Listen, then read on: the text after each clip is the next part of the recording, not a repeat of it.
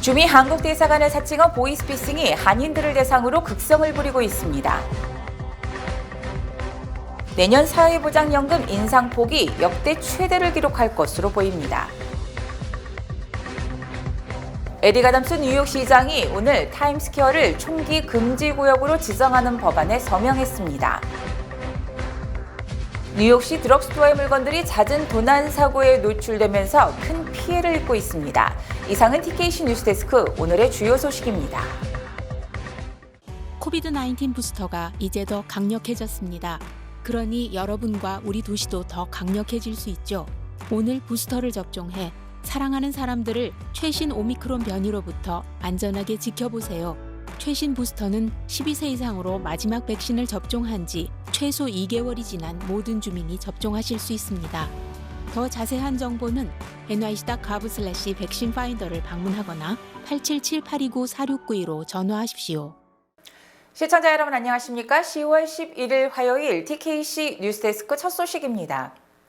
주미 한국 대사관을 사칭한 보이스피싱이 한인들을 대상으로 극성을 부리고 있습니다. 주미 대사관은 6일 웹사이트를 통해 주미 대사관 전화번호와 유사한 번호를 발신으로 해 대한민국 검찰 수사관을 사칭하며 금융 관련 정보를 묻는 보이스피싱 민원 사고가 접수되고 있다면서 이들은 명의 도용, 신용카드 도용 등 자극적인 단어를 사용하고 있다고 밝혔습니다. 주미 대사관은 개인의 계좌, 신분, 사회보장번호 등이 범죄에 사용됐다는 소위 범죄 사건 연루 사기 전화에 일절 응하지 않는 것이 피해를 예방할 수 있는 방법이라고 설명했습니다. 또 주미 대사관은 피해자에 대한 개인 정보와 금융거래 정보 등을 파악하고 있을 확률이 높다며 한국뿐만 아니라 미국의 공공기관 등에서는 전화로 직접 이러한 정보 등을 확인하거나 요구하지 않기 때문에 당황하지 말고 이런 요구에 절대 응하지 말기를 바란다고 권고했습니다. 내년 사회보장연금 인상폭이 역대 최대를 기록할 것으로 보입니다. 지난 9일 뉴욕타임즈는 사회보장연금 수혜자의 2023년 생활물가조정분 인상률이 8.7%가 될 것으로 보이며 연방사회보장국이 오는 14일 이를 발표할 것이라고 보도했습니다. 이는 역대 최대 상승폭이었던 1983년의 7.4%보다도 1.3%포인트가 웃도는 수치입니다. 생활물가조정분 인상률이 8.7%로 확정될 경우 올해 월 평균 1,656달러를 수령한 은퇴자의 경우 내년 1월부터 144달러 10센트가 증가한 1,800달러 10센트를 받게 됩니다. 시니어 권익 옹호단체 시니어 시티즌 리그는 7천만 명의 은퇴자들이 올 1월부터 작년보다 5.9% 늘어난 소셜연금을 매달 받고 있지만 올 들어서 빠르게 오른 물가 탓에 인상분이 상쇄됐다며 내년에 8.7% 상향이 되면 고물가에 허덕이는 시니어들에게는 상당한 도움이 될 것이라고 분석했습니다. 하지만 사회보장연금을 수령하는 은퇴자들은 대부분 식료품비와 의료비, 주택비용 등의 지출이 많은 가운데 지난 1년간 물가가 가장 오른 분야가 식료품 비용과 렌트비, 교통비로 나타나 은퇴자들이 젊은 세대보다 물가 상승에 더 취약할 수 있어 높아진 수령액이 충분하지 않을 수도 있다는 분석도 나오고 있습니다. 에릭 아담스 뉴욕시장이 오늘 타임스퀘어를 총기 금지 구역으로 지정하는 법안에 서명했습니다. 자세한 소식을 박하율 기자가 보도합니다. 에릭 아담스 뉴욕시장은 오늘 아침 타임스퀘어에서 기자회견을 열고 타임스퀘어에서 총기 사용 및 휴대를 금지하는 법안에 서명했습니다. 지난 6일 뉴욕 북부 연방지방법원은 뉴욕주의 총기 소지 관련법이 총기 소지를 보장한 미국 헌법에 위배된다며 이 법의 집행을 금지하는 판결을 내렸습니다. 하지만 아담스 시장은 오늘 법안에 대해 수백만 명의 뉴욕 시민과 관광객들이 타임스퀘어로 몰려든다며 누군가가 총을 들고 돌아다닌다는 이유로 두려움 속에서 사는 것을 허용하지 않을 것이라고 밝혔습니다.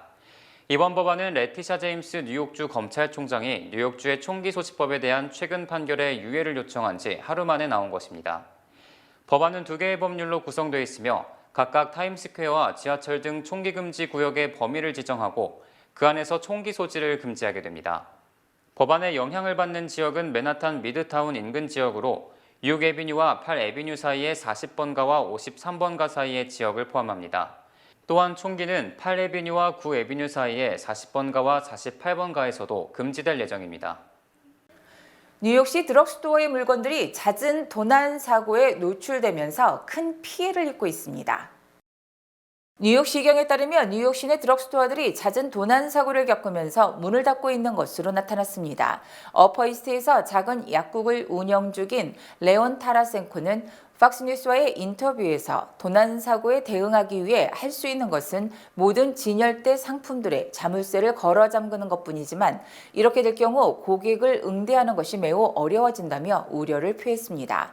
라이레이드는 최근 2달 동안 $20만 이상의 상품을 도난당하면서 헬스키친의 한 지점을 폐쇄했으며 CBS도 전국 점포의 약 10%가 문을 닫게 될 것이라고 경고했습니다. 한 경찰 관계자는 기자회견에서 뉴욕시의 절도 범죄가 최고 수준에 도달했으며 최근에만 약 18,000건 이상 불만이 증가했다고 밝혔습니다. 하지만 이에 대해 도난 범죄 증가의 원인이 뉴욕시의 규제 정책 때문이라는 의견도 나오고 있습니다. 뉴욕시경과 타라센코는 도난 범죄에 대해 도둑들이 아무렇지도 않게 가게에 들어올 수 있고 아무도 그들을 신경 쓰지 않는다며 또 도난 범죄자들이 감옥에서 며칠을 보내면 모든 것이 해결된다며 이러한 문제점이 절도 범죄가 계속 증가하는 이유라고 말했습니다. 이에 대해 라이레이드는 계속해서 도난 문제가 해결되지 않는다면 매장들이 결국 모든 제품을 자물쇠로 걸어 잠가야 하는 상황이 올 것이라고 말했습니다. 바이든 대통령이 러시아가 우크라이나의 수도 키이우 등에 무차별 미사일 공격을 감행한 데 대해 너무 잔인한 것이라며 푸틴은 대가를 치를 것이라고 경고했습니다. 바이든 대통령은 미사일 공격으로 민간인이 숨지고 부상을 입었으며 군사용이 아닌 민간 시설이 파괴됐다며 푸틴 대통령이 우크라이나 국민을 상대로 시작한 불법 전쟁의 잔인성을 다시 보여준 것이라고 비판했습니다. 바이든 대통령은 이 같은 공격은 시간이 얼마나 걸리든 간에 우크라이나 국민과 함께 할 것이라는 우리의 약속을 더 강하게 할 뿐이며 러시아는 명분 없는 적대 행위를 중단하고 병력을 철수해야 한다고 촉구했습니다. 또 푸틴 대통령과 러시아가 잔혹 행위와 전쟁 범죄에 대해 대가를 치를 것이며 동맹과 함께 계속해서 우크라이나에 필요한 지원을 할 것이라고 강조했습니다. 특히 바이든 대통령은 러시아의 미사일 공격을 사전에 탐지, 대응할 수 있는 첨단 방공 시스템 등을 지원할 것이라고 약속했습니다. 현재 65세인 한국 정부가 허용한 복수 국적 연령이 더 낮아질 가능성이 있는 것으로 확인됐습니다. 한덕수 국무총리는 지난 9일 휴스턴에서 동포 지상사 간담회를 열고 정부가 복수 국적 허용 연령을 낮추는 것을 검토하고 있다며 좋은 결과가 나올 것이라고 생각한다고 밝혔습니다. 한 총리의 이 같은 발언은 윤석열 대통령이 지난 대선에서 내세운 현재 65세 이상인 복수 국적 허용 연령 완화 공약을 실천하려는 것으로 풀이됩니다. 2011년 개정된 국적법은 해외에서 거주하다 한국에 영주할 목적으로 65세 이후에 입국해 국적 회복 허가를 받으면 복수 국적이 인정되지만 65세 허용은 은퇴 시점이어서 너무 늦다는 지적이 많았습니다. 이에 따라 박근혜 전 대통령도 복수 국적 허용 연령을 65세에서 55세 이상으로 확대할 것이라고 공약했지만 현실화되지 못했습니다. 한편 김석기 국민의힘 사무총장은 지난 4월 복수 국적 허용 연령을 65세 이상에서 55세 이상으로 하향 조정하는 국제법 개정안을 발의해둔 상황입니다. 미국 대학들이 등록 학생이 줄어드는 데다 교육 예산 지원이 감소함에 따라서 학비를 인상하거나 폐교하는 경우가 속출하고 있습니다.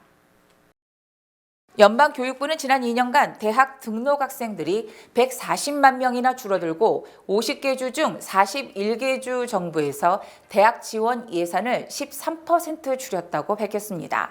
올해 봄학기 대학 등록 학생은 1,620만 명으로 전년보다 4.1%, 68만 5천 명이 줄었으며 지난해에도 이미 3.5% 감소하는 등 2년간 9.4%, 140만 명이 급감했습니다.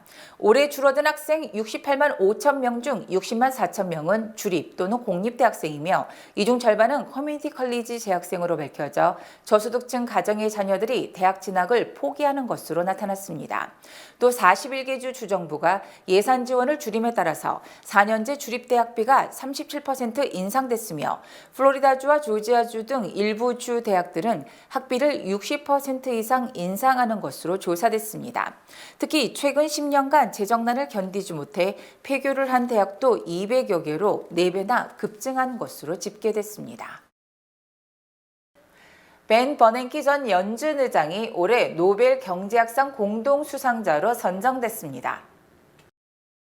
버냉키 전 연준 의장은 더글라스 다이아몬드 시카고대 경제학 교수, 필립 디피그 세인트루이스 워싱턴대 교수와 공동으로 노벨 경제학상 수상자로 선정된 것과 관련해 노벨 경제학상을 받을 것이라고 전혀 예상하지 못했다고 말했습니다. 버냉키 전 의장은 휴대전화를 끄고 잠자리에 들었기 때문에 시카고에 거주하는 딸이 집 전화로 전화를 걸어와 노벨상 수상 소식을 알려줬다고 설명했습니다. 버냉키 전 의장은 수상자로 결정된 뒤 세계 곳곳에서 벌어지는 다양한 사건들이 금융 상황을 악화시킬 수 있다며 금융 상황 악화 가능성에 대비하기 위해 다양한 사건들을 주시해야 한다고 강조했습니다. 버냉키 전 의장은 2008년 글로벌 금융 위기의 원인은 부실 대출이라는 경제 내부 문제에서 촉발됐지만 현재 경제 위기는 코로나19라는 외부 사태에서 출발해 차이가 있지만 유럽이나 아시아 등 다른 지역에서 발생한 사건이 미국 경제에 영향을 미칠 수 있다고 지적했습니다. 버냉키 전 의장은 또 2008년 글로벌 금융 위기 당시 금융 시스템의 붕괴로 경제 전체가 망가지는 것을 막기 위해 최선을 다했다고 회고했습니다. 연준의 공격적 금리 인상에도 불구하고 노동시장이 탄탄한 모습을 보이고 있지만 내년 초부터 매달 일자리가 줄어들기 시작할 것이라고 뱅크 오브 아메리카가 전망했습니다. 뱅크 오브 아메리카는 최근 경기진단 보고서에서 올해 4분기 동안 일자리 증가 속도가 예전의 절반 정도로 떨어질 것이며 내년 초부터 일자리가 줄어들 것이라고 밝혔습니다. 특히 내년부터는 금리 인상에 따른 수요가 줄어들면서 비농업 부분 취업자 수가 1분기 동안 매달 17만 5천 개씩의 일자리가 감소하며 이 같은 추세는 상당 기간 이어질 것이라고 주장했습니다.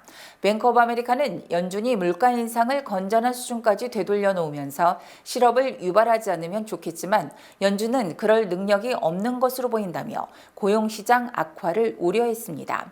마이클 가펜 뱅크 오브 아메리카 애널리스트는 미국 경제는 연착륙보다는 경착륙적인 상황이며 내년 상반기부터 경기 침체가 시작될 것으로 본다고 전망했습니다.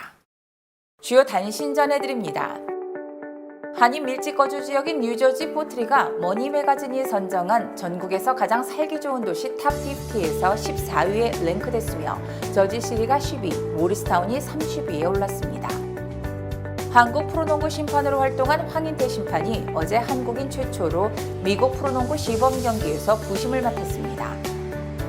지난 2020년 대선 당시 트럼프 전 대통령 지지 세력이 투표함 등을 탈취하려는 것을 감안해 올해는 각 지역 선거관리위원회가 방탄 유리를 설치하는가 하면 총격 대비 훈련까지 하는 등 중간 선거 대비 각종 대책을 마련했습니다.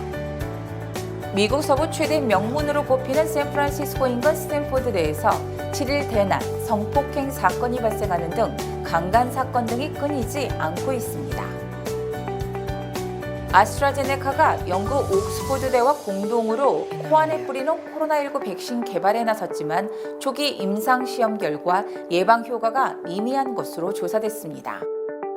올해 3분기 전 세계 개인용 컴퓨터 출하량이 6,800만 대로 지난해 같은 기간 8,450만 대보다 19.5%나 급감했으며 랩탑도 17.3% 줄어들어 반도체 경기가 사상 최악임을 입증했습니다. 세계 최대 전자상거래 업체 아마존이 탄소 배출 제로를 달성하기 위해 10억 유로를 투입, 2025년까지 유럽 내 배달용 전기 차량을 10,000대로 늘리기로 했습니다. 강력한 일회용 봉투 규제법을 시행하고 있는 뉴저지주가 식료품 온라인 쇼핑 픽업 주문에 한해 일회용 사용을 허용하는 법안을 추진하고 있습니다. 이상으로 10월 11일 화요일 TKC 뉴스데스크를 마칩니다. 시청해주신 여러분 고맙습니다.